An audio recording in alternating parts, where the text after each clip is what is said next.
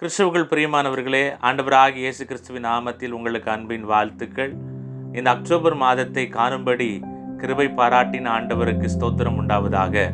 இந்த மாதத்திலேயும் கர்த்தர் கொடுத்த ஒரு வாக்குத்தத்தமான வார்த்தை 2 ராஜாக்களின் புஸ்தகம் 3வது அதிகாரம் 16-17 வசனங்கள். நான் வாசிக்கிறேன். கர்த்தர் உரைக்கிறது என்னவென்றால், இந்த பள்ளத்தாக்கிலே எங்கும் வாய்க்கால்களை வெட்டுங்கள்.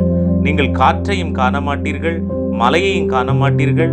ஆனாலும் நீங்களும் உங்கள் ஆடு மாடுகளும் உங்கள் மிருக ஜீவன்களும் குடிக்கும்படிக்கு இந்த பள்ளத்தாக்கு தண்ணீரால் நிரப்பப்படும் என்று கர்த்தர் சொல்லுகிறார். பிரியமானவர்களே, இந்த மாதத்திலேயும் ஆண்டவர் சொல்லுகிற ஒரு வாக்குத்தத்தமான வார்த்தை, பள்ளத்தாக்கு தண்ணீரால் நிரப்பப்படும். இந்த வார்த்தை சொல்லப்படுவதற்கு முன்பதாக இஸ்ரவேலின் ராஜாவும் யூதாவின் ராஜாவும் அவர்கள் சந்தித்த ஒரு வறட்சியான சூழ்நிலையை காண்பிக்கிறது. அப்பொழுது எலிசா தேவனிடத்திலிருந்து பெற்று தந்த ஒரு வாக்கு இதுதான், நீங்கள் வெட்டுகிற பள்ளத்தாக்கு எங்கும் தண்ணீரால் நிரப்பப்படும். ஆனால் நீங்கள் காற்றை பார்ப்பதல்ல, மழையை பார்ப்பதல்ல, ஆனால் நீங்கள் யோசிக்காத வகையிலே உங்கள் இருக்கிற இந்த வனாந்தரமான பகுதியிலே தண்ணீரை நீங்கள் பார்ப்பீர்கள் என்று சொன்ன பொழுது அவர்களுக்குள்ளே விசுவாசம் இல்லாமல் இருந்திருக்கலாம். ஆனால் 20வது வசனம் சொல்லுகிறது, ஏதோம் தேசத்தின் வழியாக தண்ணீர் பள்ளத்தாக்கு எங்கும் நிரப்பப்பட்டது. ஆம் பிரியமானவர்களே, நம்முடைய ஆண்டவர் காற்றையும் நீங்கள் காண மாட்டீர்கள், மலையை நீங்கள் காண வேண்டாம். ஆனால் தேவன் ஒரு வாக்கை கொடுத்து விட்டாரானால் அதை நிறைவேற்றி முடிப்பதற்கு அவரை போல் ஒரு உண்மை உள்ள தேவன் யாரும் அல்ல. வாக்கு தத்தத்திற்கு முன்பதாக வனாந்தரமான இடமாய் இருந்தது. வாக்கு தத்தத்திற்கு பின்பதாக, அந்த வார்த்தைக்கு பின்பதாக அவர்களுடைய மிருக ஜீவன்கள், அவர்கள், அது மாத்திரமல்ல அவருடைய ஆடு மாடுகள் எல்லாம் குடித்து தீரும் மட்டும் அந்த நதியானது அவர்களை ஆசீர்வதித்தது. அதே போலத்தான் 2 ராஜாக்களின் புஸ்தகம் 4வது அதிகாரத்தில் எடுத்து வாசித்து பாருங்கள். 1 முதல் 7 வசனங்கள்.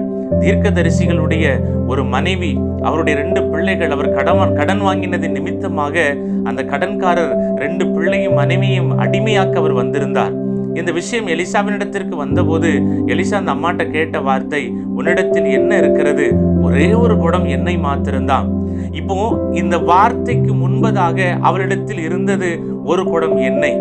ஆனால் இந்த வார்த்தையை பெற்றதற்கு அவள் வீட்டிற்கு போய் தன் வீட்டில் சுற்றிலும் இருக்கிறவர்களிடத்தெல்லாம் அவள் பாத்திரத்தை வாங்கி தன்னிடத்தில் இருக்கிற இந்த ஒரு குடம் எண்ணெயை எடுத்து வார்த்து கொண்டே இருக்கிறாள்.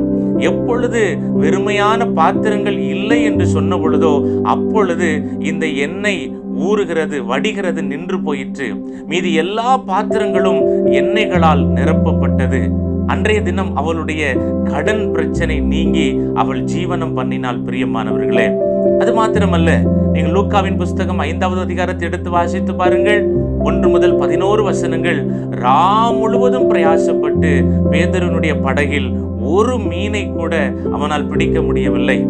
ஆனால் ஆண்டவர் சொன்ன பொழுது பேதுரு சொல்றான், முழுவதும் பிரயாசப்பட்ட ஐயரே, ஒன்றும் அகப்படவில்லை, ஆகிலும் உம்முடைய வார்த்தையின்படி.